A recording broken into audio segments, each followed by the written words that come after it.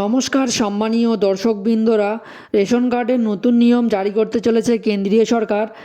March থেকেই কিন্তু বদলে যাচ্ছে রেশনের নিয়ম। তো কি নতুন নিয়ম জারি করা হচ্ছে বিস্তারিত দেখিয়ে দেবো আজকের ভিডিওতে, তাই ভিডিওটি শেষ পর্যন্ত অবশ্যই দেখবেন। আর যদি চ্যানেলে নতুন হয়ে থাকেন চ্যানেলটি সাবস্ক্রাইব করে পাশে থাকা বেল আইকনটি অল করে রাখবেন এই সমস্ত আপডেটগুলি সবার আগে পাওয়ার জন্য। তো চলুন বন্ধুরা, ভিডিওটি শুরু করা যাক। তো দেখুন, এই সংক্রান্ত আপডেটে বলা হয়েছে, দেশে যে সকল গুরুত্বপূর্ণ পরিষেবা রয়েছে তার মধ্যে অন্যতম গুরুত্বপূর্ণ পরিষেবা হলো রেশন ব্যবস্থা।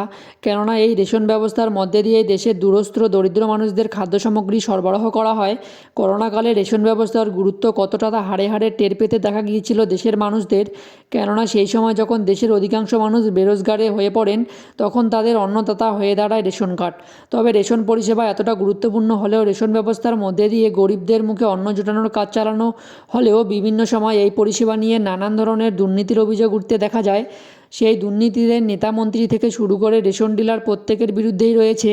আর এই সকল দুর্নীতিতে লাগাম টানতে কেন্দ্রীয় সরকার নতুন নতুন নিয়ম জারি করছে এবং করছে। তো বন্ধুরা, দেখতেই পাচ্ছেন রেশন দুর্নীতি রুখতে কিন্তু কেন্দ্রীয় সরকার এবার নতুন নিয়ম জারি করতে চলেছে। তো এবার দেখে নিচ্ছি কী সেই নিয়ম। তো কেন্দ্র সরকারের তরফ থেকে রেশন ব্যবস্থার দুর্নীতিতে লাগাম টানতে চালু করা হয়েছে digital ration card. Digital ration কার্ডের মাধ্যমে দুর্নীতিতে কিছুটা হলেও লাগাম এসেছে। আর এই লাগাম যাতে আরও বেশি করা যায় তার জন্য নতুন নিয়ম জারি করা হচ্ছে ই পসের ব্যবহার।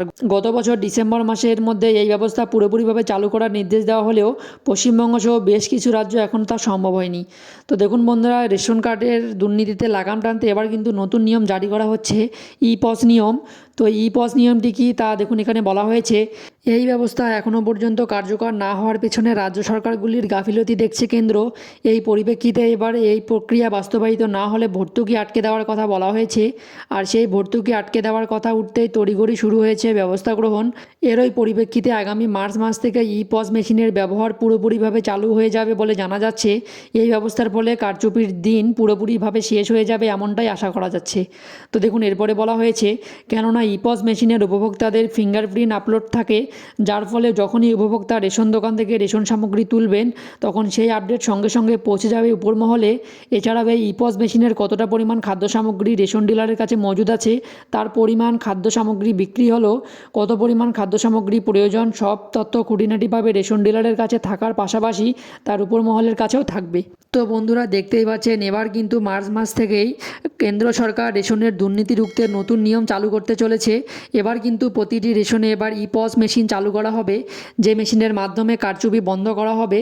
তো এই ই পস মেশিনে যত পরিমাণ খাদ্য সামগ্রী ডিলারের কাছে থাকবে তার সমস্ত খুঁটিনাটি হিসাব কিন্তু উপর মহলে থাকবে, এবং কত পরিমাণ খাদ্য সামগ্রী বিক্রি হলো, কত পরিমাণ সামগ্রী প্রয়োজন, সমস্ত খুঁটিনাটি কিন্তু রেশন ডিলারের থাকার পাশাপাশি উপর মহলেও থাকবে।